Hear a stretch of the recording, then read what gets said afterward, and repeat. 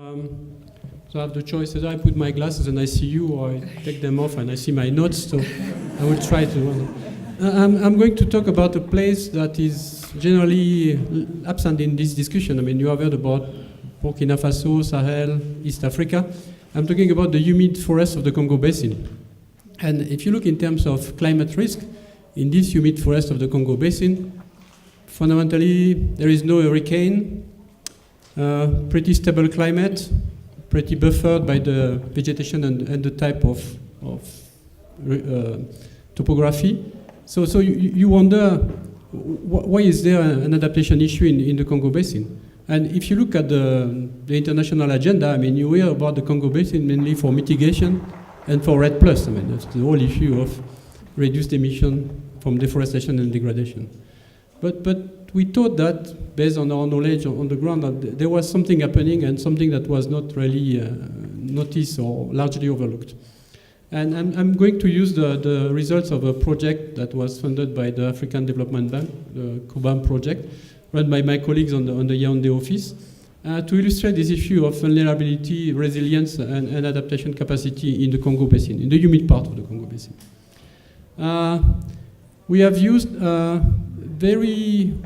we did some very in-depth survey, participatory survey of local community, their perception of their vulnerability, their climate risk, their feeling, the climate change they are feeling, what they are experiencing, and especially looking at gender disaggregated data and various type of analysis. And we ran that in very different sites, going from 1 inhabitant to kilometer square to 600 inhabitants to kilometer square, places where there are 95% of forest cover, to places with less than 10% of forest cover and sometimes plantation, places that were mainly oil-based economy like Equatorial Guinea, to places that were almost purely agrarian like Rwanda. And surprisingly, what you get is that it's a very broad level of commonality across all these places. I mean, the first one is that climate change is not necessarily bad.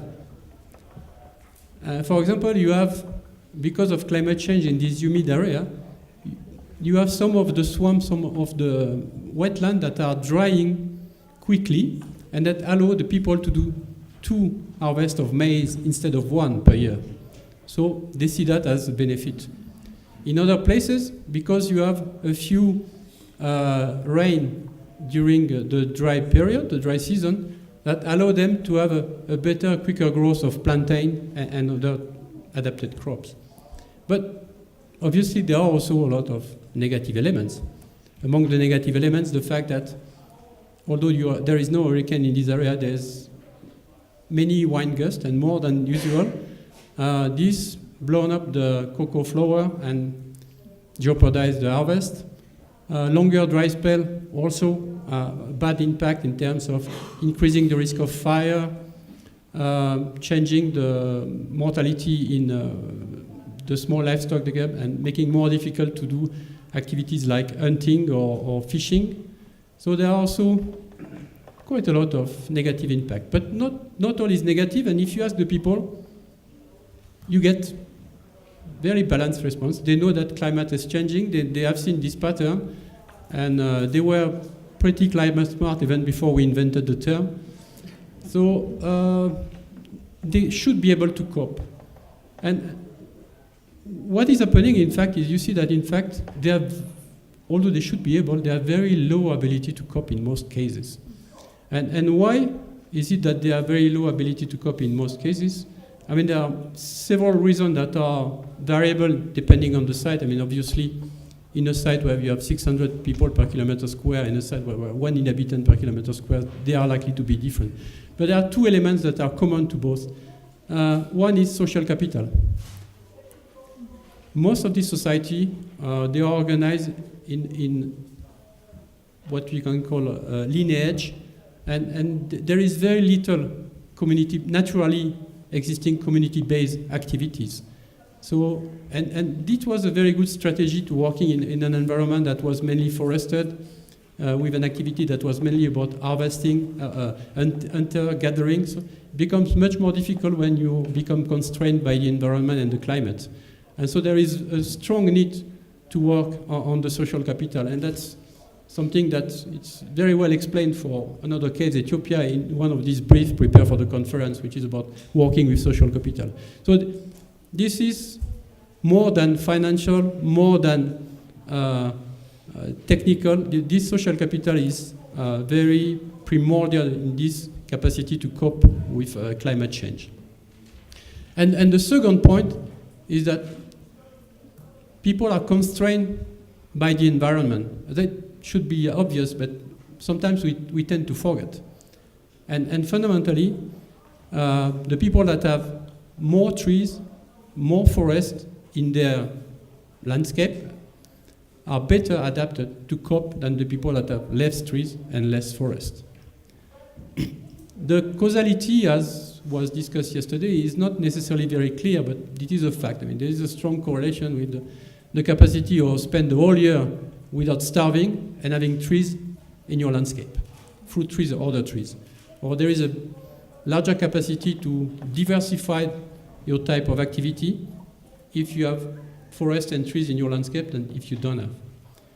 So that tells us and brought us a sort of this concept of what we call, some of the colleagues from IRD call domestic forest, in fact, which is something that nobody cares about. I mean, this is not the forest of the forester where you have logging and other industrial activity. This is not the agriculture of the Ministry of Agriculture where you have crops. This is something in between where people are doing a little bit of everything, not maximizing return by activity, but optimizing the total, which makes, for me, probably one of the best examples of resilience in practice.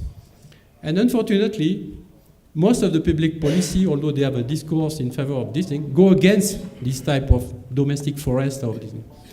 So I think it's very important for us to recognize this issue of there are many things that are different from the sectoral approach, the forestry approach, the agriculture approach. You need to produce more grain, you need to protect the environment. And some people are doing that on the ground, largely being overlooked and largely impeded in their ability to cope with climate change because of the policy that are imposed on them. And so I think it's very important that policy are context specific, there is no one size fits all, that you use really a landscape approach when you look at the policy, you don't look at the sectoral approach. And also very importantly that you consider that men and women do not react or do not act the same way in front of policy or in front of a climate shock. An interesting case in Rwanda where in fact men are taking over the activity of women. And it should be something that would be theoretically nice. I mean, it's sort of, if men were doing the core of women. But in fact, it's more like a hostile takeover than something that is negotiated. Thank you. Thank you so much, Robert.